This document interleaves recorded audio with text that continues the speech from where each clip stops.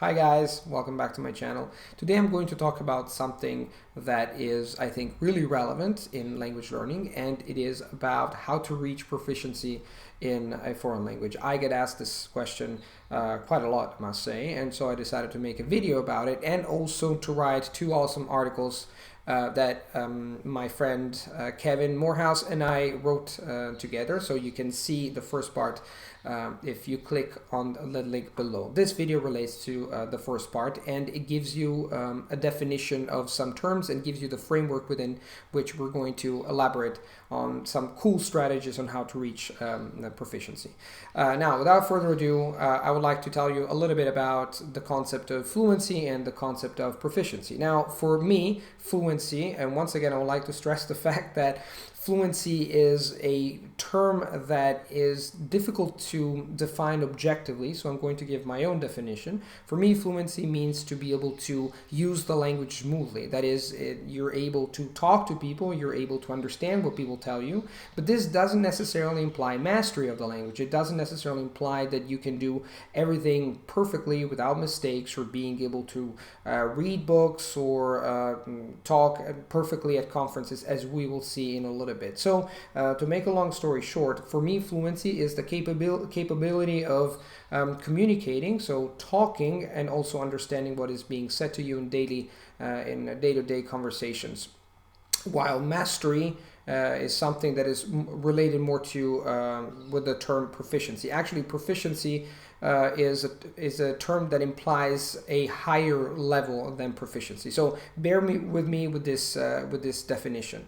In general, for me, being fluent, apart from being able to talk and understand in sheer terms of vocabulary, means to know more or less 5,000 terms, 5,000 words, normally the most common words. While if you are proficient, you know normally more than 10,000 words, which allows you to, as you will see in a little bit, to understand more complex things and indulge in more complex activities. Let's break it down a little bit. So I really like defining things more in detail because I think it helps elaborate cool and efficient strategies more. You know that in language learning we have 4 areas. We have reading, listening, speaking, and writing. For me, a fluent reader is a person who's able to read generally short and simple texts, but can also read newspapers, can also read books, but struggles a little bit, especially with vocabulary, and has to look up some terms that he doesn't normally know. To give you an example, I think I consider myself a fluent speaker of Russian. I can do interviews, I can talk to people. I went to Russia and I interacted with everybody, and still when reading some more complicated books, for example, I'm reading one book about war, about World War II and when Germans invaded Russia, I find it a little bit difficult to understand everything, military tactics, etc. On the other hand, somebody who mastered Russian or who is proficient in Russian, let's see that he has at least a C1 level in the Common European Framework of Languages, he is able to read any book and doesn't have to look up a lot of words. Of course, he still has to look up words, but not very often. Then in terms of listening, once again, if you're a fluent speaker of a language, and I'm still considering the example of Russian, I can talk to people, I can understand what people say, I can even understand things, in simple movies. But when it comes to more complicated things, or people talking to each other around a table, or more complicated stuff like, for example, a lecture at university, that is more difficult. And I think that a C1 is a more appropriate level to understand a comedy, for example, Russian comedy, or lectures at university, etc. For speaking, it's the same thing. You can be a fluent speaker, you can get your point across while making mistakes and maybe even having an accent, but when you are proficient in a language, then you're able to hold a lecture at university and get your point across in an elegant way. That is, you have multiple possibilities. You can opt for one one word or one sentence instead of another. So it's not like you have to choose just one path and the simplest path. And as for writing, that's the same thing. If you're a fluent writer, you can speak, you can use an app, you can chat with your friends, you can write simple emails, but writing in an elegant way, well, that's another kettle of fish, as they say. Now, the question that you might be wondering, but Luca, okay, this is all nice, but how would you reach a C1 level from B2?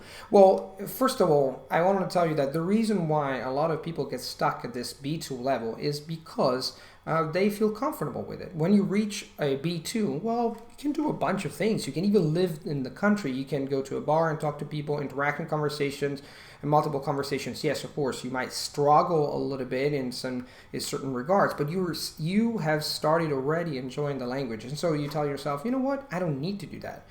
And the second thing is because people get caught in they get stuck in the so-called plateau.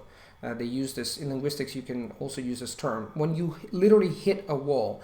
I got a lot of messages saying, for example, Luca, I got stuck. And I've been learning so much, and I've been making progress, but then I got stuck all of a sudden. Well, the reason why that happens is that imagine learning a language like climbing a mountain, right? So you start climbing the mountain, and then all of a sudden the wall or the slope becomes so steep that you can't go up. Now, the problem is that if you want to reach C1, you basically have to change. You have to keep walking, but you have to change the way you walk, how you walk. That is going to make the difference. And this is what we're going to talk about in the next video, and what you're going to see in the next article, where I'm going to share 5 crucial strategies on how to reach C1. If you like this video, if you haven't subscribed yet, please subscribe. You're going to see a lot of cool stuff this year, and not only on my YouTube channel. Also, if you haven't subscribed to the blog, please go to the blog, subscribe. I'm going to send you a bunch of interesting things. So once again, thanks a bunch for listening to me, and I'm going to see you very soon in the next video. Bye-bye. Ciao.